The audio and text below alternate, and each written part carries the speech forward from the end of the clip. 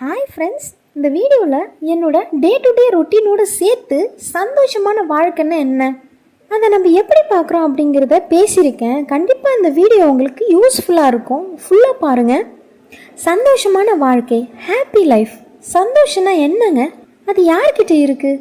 உங்கள் சந்தோஷத்தை மற்றவங்கக்கிட்ட தேடினா எப்படிங்க கிடைக்கும்? உங்கள் சந்தோஷம் உங்ககிட்ட தாங்க இருக்குது.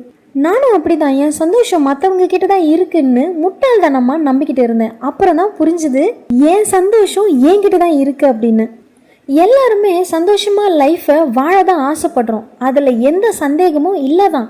ஆனால் அந்த சந்தோஷத்துக்காக நம்ம என்ன பண்ணுறோன்னு ஒன்று இருக்கு இல்லையா? அதை பற்றி நம்ம பேசி ஆகணும்ல. பொதுவாக இங்கே எல்லாரும் பணமும் வெற்றியும் தான் வாழ்க்கையோட லட்சியம்னு நினச்சிக்கிட்டு வாழ்ந்துக்கிட்டு இருக்காங்க. ஆனால் அப்படி பணமும் வெற்றியும் கிடைச்சும் கூட சிலருக்கு சந்தோஷம் கிடைக்கிறது இல்லைங்க. மனசு வெறுமை நிலையில தான் இருக்கும், நிம்மதியாக தூக்கம் கூட வராது. அதுக்கு என்ன காரணம்னு யோசிச்சாதான் தெரியும். அவங்க தனக்காக வாழாமல், தன்னை நேசிக்காமல், யாரோ சிலருக்காக தன்னை ப்ரூஃப் பண்ணுறதுக்காக ஓடி ஓடி உழைச்சி இருப்பாங்க, சொத்தை சேர்த்து வச்சிருப்பாங்க. ஆனால் கடைசியில் எதுவுமே அவங்களோட மனசை திருப்திப்படுத்தி இருக்காது. ஏதோ ஒரு குறை அவங்க மனசை போட்டு உருட்டிகிட்டே தான் இருக்கும். இப்படி தாங்க பலரும் தன்னை நேசிக்காம சமூகத்துக்காக ஒரு முகமூடியை போட்டுக்கிட்டு தன்னை தானே ஏமாத்திக்கிட்டு ஒரு வாழ்க்கையை வாழ்ந்துக்கிட்டு இருக்காங்க. இதனால அவங்களுக்கு கிடைக்கிறது என்னவோ மனவேதனை மட்டும்தாங்க. காலம் கடந்த பிறகு நமக்காக வாழாமல் போயிட்டுமேன்னு நினச்சி வருத்தப்படுறதுல எந்த பலனும் இருக்க போகிறது இல்லையே. அதனால தாங்க சொல்கிறேன், வாழும்போதே முதல்ல நீங்கள் உங்களுக்காக வாழுங்க. அதுக்கு முதல்ல உங்களை நீங்கள் நேசிக்கணும் இல்லையா? செல்ஃப் லவ்ங்கிறது பெரிய டாஸ்கெல்லாம் இல்லைங்க. வெளி உலகத்தை பார்க்குற மாதிரி உங்களுக்குள்ளே இருக்கிற உங்களுக்கான உலகம் என்னன்னு பார்க்குறது தான். நீங்கள் யாருன்னு நீங்கள் தெரிஞ்சுக்கிறது தாங்க. அதுக்காக நீங்கள் பெருசாக மெனக்கெட கூட வேண்டாம். அமைதியாக நீங்கள் கொஞ்ச நேரம் கண்ணை மூடி உட்கார்ந்தா போதும். மனசை அமைதி படுத்திக்கிட்டாலே உங்களுக்குள்ளே இருக்கிற கேள்விகளுக்கு பதில் கண்டுபிடிச்சிடலாம். அப்படி நீங்கள் யாருன்னு தெரியும் போது ஃபஸ்ட்டு அதை அக்செப்ட் பண்ணிக்கோங்க. அது நெகட்டிவாகவும் இருக்கலாம், பாசிட்டிவாகவும் கூட இருக்கலாம். எதுவாக இருந்தாலும் அக்செப்ட் பண்ணிக்கோங்க. உங்களுக்கு நீங்களே முகமுடி போட்டுக்க வேண்டாம். இங்கே தாங்க நிறைய பேர் தப்பு பண்ணுறோம். உள்ளுக்குள்ளே ஒருத்தரை வாழ்ந்துக்கிட்டு உலகத்துக்கு ஒரு முகமுடி போட்டு வாழ்ந்துட்டு இருக்கோம். அப்புறம் நாளடைவில் நம்ம நெஜ முகம் என்னன்னு தெரியாமலே போயிடும். ஸோ அப்படி இல்லாமல் உங்களுக்கு உண்மையான வாழ்க்கையை வாழுங்க. அதுவே நீங்கள் யாருன்னு உணர்த்தும். ஒருவேளை சிலருக்கு அவங்க வாழ்ந்த சூழ்நிலையும் காலமும் தவறான எண்ணங்களை உருவாக்கி இருக்கலாம் உங்களுக்குள்ள. ஒருவேளை அப்படி நெகட்டிவிட்டி உங்களுக்குள்ள இருக்குன்னா உடனே கில்ட்டி ஆகி இன்னும் உங்கள் பிரச்சனையை அதிகப்படுத்திக்காதீங்க. உங்களுக்குள்ள இருக்க நெகட்டிவ் தாட்ஸுக்கு என்ன காரணம்னு யோசிங்க. அதை உங்களுக்கு யார் க்ளோஸோ அவங்களோட ஷேர் பண்ணிக்கோங்க. இங்கே பிறக்கும் போதே எல்லாரும் கெட்டவங்களாக பிறக்கிறது இல்லையே. ஸோ நான் ஏன் இப்படி இருக்கேன், இப்படி யோசிக்கிறேன் அப்படின்னு நீங்களே உங்களை தண்டிச்சிக்காம அதுக்கான ஸ்டார்டிங் பாயிண்ட் எதுன்னு கண்டுபிடிச்சி அதை சரி பண்ண பாருங்க. நமக்கு என்ன பிடிச்சிருக்கு, என்ன தேவைன்னு புரிஞ்சு வாழ ஆரம்பிச்சிட்டா லைஃப் ஹாப்பி ஆகிடும். அப்புறம் இந்த ஸ்ட்ரெஸ் எல்லாமே காணாமல் போயிடும். லைஃப்பை ஜெயிக்கிறதோடு இல்லாமல் மற்றவங்க மனசையும் ஜெயிச்சிடலாம். இப்போது ஃபேமிலிக்குள்ளே இருக்க ஒவ்வொரு ப்ராப்ளமுக்கும் காரணம் அவங்களுக்குள்ளே இருக்க ஸ்ட்ரெஸ் தான். அவங்களுக்குன்னு எதுவுமே செஞ்சிக்காம கடமைக்கு வாழ்கிறது எல்லாருக்குமே ஒரு ப்ரெஷரை உருவாக்குது. அந்த ப்ரெஷர் தான் வேற ஏதோ ஒரு விதத்தில் வெளியே வந்து ப்ராப்ளமாக மாறுது. இதுவே ஒரு வீட்டில் எல்லாரும் மனசு நிறைஞ்சு சந்தோஷமாக வாழ்ந்தா அங்கே கருத்து வேறுபாடு வந்தால் கூட அதை ஸ்மூத்தாக ஹேண்டில் பண்ணிடலாம். சண்டை சச்சரவு எதுவுமே இல்லாமல் உறவையும் இன்னும் ஸ்ட்ராங் பண்ணிக்கலாம். உங்களுக்கு ஒரு உண்மை தெரியுமா? இங்கே மெஜாரிட்டி பீப்புள் தன்னோட சந்தோஷத்தை கெடுத்துக்க தான் மெனக்கெடுறாங்க. ஆனால் அவங்க சந்தோஷம் பறி போகிறதுக்கு காரணம் அவங்கங்கிறது அவங்களுக்கே புரியல. இங்கே இருந்து தான் பிரச்சனையே ஸ்டார்ட் ஆகுதுங்க. தன்னையே அழித்து கொள்ளுதல் அப்படிங்கிற மோசமான விஷயத்தையே நம்மள பல பேரும் பண்ணிக்கிட்டு தான் இருக்கும். பொதுவாக நமக்குள்ள ஒரு குரல் கேட்டுக்கிட்டே இருக்கும், இது சரி இது தப்பு அப்படின்னு. அந்த குரல் நம்மளை கேட் பண்ணிக்கிட்டே தான் இருக்கும். ஆனால் இதை பலரும் காதில் கூட போட்டுக்காம தனக்கு தானே நெகட்டிவாக பேசிக்கிட்டு இருப்பாங்க.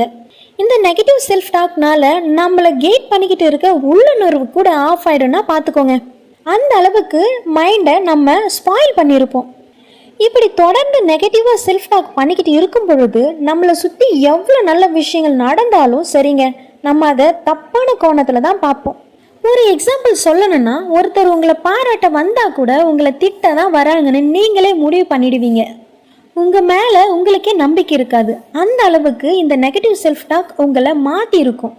நெகட்டிவ் செல்ஃப் டாக் பீப்புள் எப்படி யோசிப்பாங்கன்னா, எப்போவுமே எனக்கு நல்லதே நடக்காது, என்னால் அதை செய்யவே முடியாது, எனக்கு எந்த டேலண்ட்டும் இல்லை, நான் ஒரு வேஸ்ட், இந்த பூமிக்கு பாரமாக வாழ்ந்துக்கிட்டு இருக்குன்னு சிலர் தனக்கு தானே புலம்பிட்டு இருப்பாங்க. இதெல்லாம் கேட்கும் பொழுது நெகட்டிவாக இருக்கும். ஆனால் சிலர் இப்படி தான் தனக்கு தானே நெகட்டிவாக பேசிக்கிட்டு இருப்பாங்க. இதை தான் நெகட்டிவ் செல்ஃப் டாக்குன்னு சொல்லுவாங்க. இப்படி தொடர்ந்து நெகட்டிவாகவே பேசிகிட்டு இருந்தால் மனசு என்னங்க ஆகும்? கொஞ்சம் நஞ்சம் இருக்க நிம்மதியும் காணாமல் போய் லைஃபே மோசமாயிடும் இல்லையா? அதனால தாங்க சொல்கிறேன், நம்ம லைஃப் நிம்மதியாக மாறணும்னா first negative self talk stop பண்ணணும். பாசிட்டிவாக நம்மளை மாற்ற முயற்சி பண்ணணும். அப்புறம் இந்த நெகட்டிவ் செல்ஃப் டாக் எங்கேருந்து வருது? நான் செல்ஃப் லவ் இல்லாதது தான் காரணம். ஒரு வேளை நீங்கள் சொல்லலாம், நான் அப்படி இல்லை, எனக்கு என்ன ரொம்ப பிடிக்கும்னு. அப்படி நீங்கள் உண்மையாகவே உங்களை லவ் பண்ணால் சந்தோஷம், வாழ்ந்தால் நல்லது தாங்க. ஆனால் அப்படி இல்லாமல் உங்களுக்கு தெரியாமலேயே நீங்கள் உங்களை அழிச்சிட்டு இருக்கீங்களான்னு தெரிஞ்சுக்கிறது அவசியம் தானே? ஓகே, இப்போ எப்படி தெரிஞ்சுக்கிறதுன்னு கேட்குறீங்களா? சொல்கிறேன். நம்ம மனசு மேலே உடம்பு மேலே பண்ணுற எல்லா விஷயமும் செல்ஃப் அழிவுக்கு காரணம் தாங்க. இன்னும் தெளிவாக சொல்லணும்னா, உங்களுக்கு பிபி இருக்குன்னு வச்சுக்கோங்களேன். டாக்டர் வந்து இந்த ஃபுட்டு தான் சாப்பிடணும்னு சொல்லியிருப்பார். ஆனால் நீங்கள் ஆசைப்படுற உணவு எல்லாமே சாப்பிட்டுட்டு இருப்பீங்க. இப்போ சொல்லுங்கள், நீங்கள் உண்மையாகவே உங்கள் மேலே அன்பு வச்சுருக்கீங்களான்னு? அப்படி பார்த்தா இங்கே 100க்கு 10 பேர் கூட செல்ஃப் லவ் இல்லாதவங்க தான். நம்ம உடல் மேலேயும் செல்ஃப் லவ் இல்லை, நம்ம மனசுக்கும் நம்ம உண்மையாக இருக்க மாட்டோம். அது எப்படி சொல்கிறீங்கன்னு கேட்குறீங்களா? ஒரு உதாரணத்துக்கு சொல்கிறேன்.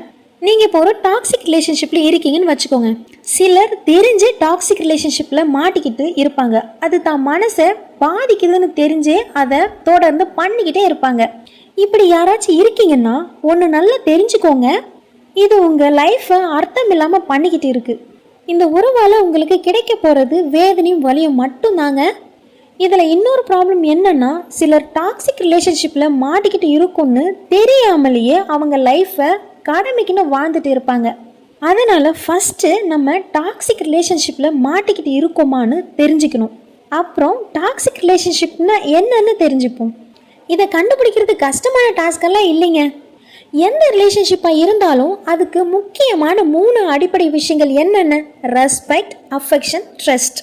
இந்த 3ல் எது இல்லைனாலும் அந்த ரிலேஷன்ஷிப் மேக்ஸிமம் டாக்ஸிக் ரிலேஷன்ஷிப்பாக மாற வாய்ப்பு இருக்குது. ஸோ உங்களோட ரிலேஷன்ஷிப்பில் இந்த 3 இருக்கான்னு யோசிச்சு பாருங்கள், உங்களுக்கு ஈஸியாக ஆன்சர் கிடைச்சிரும். இந்த ஆங்கிள்லேருந்து பார்த்தா இங்கே பல பேர் டாக்ஸிக் ரிலேஷன்ஷிப்பில் மாட்டிக்கிட்டு இருக்குன்னு தான் சொல்லணும்.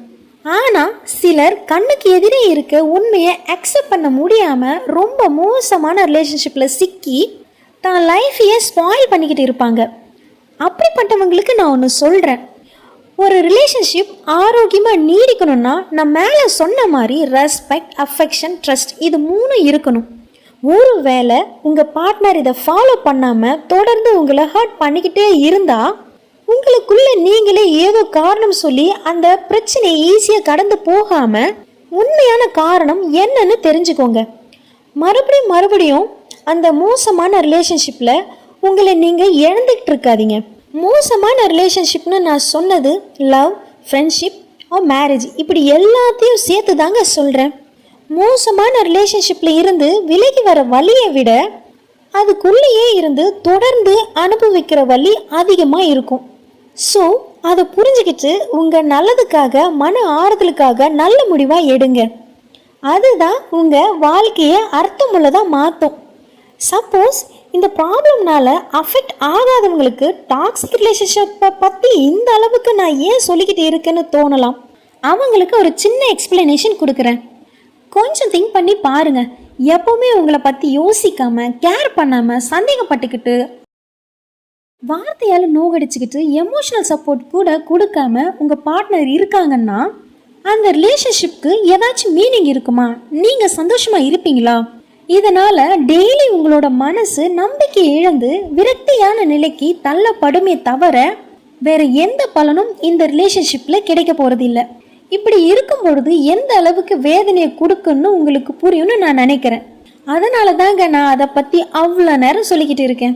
ஒருவேளை இந்த வீடியோவை பார்க்குற உங்களுக்கு இப்படி ஒரு ப்ராப்ளம் இருந்தாலோ இல்லை உங்களுக்கு தெரிஞ்சவங்களுக்கு இருந்தாலோ சொல்லுங்கள். செல்ஃப் லவ் எவ்வளோ இம்பார்ட்டன்ட்டுன்னு தெரிஞ்சுக்கிட்டா போதும், இந்த ப்ராப்ளம்க்கு ஒரு சொல்யூஷன் கிடைச்சிரும்னு. நம்ம லைஃப் மற்றவங்களை நம்பி இல்லைங்க, நம்மளை நம்பி தான் இருக்குது.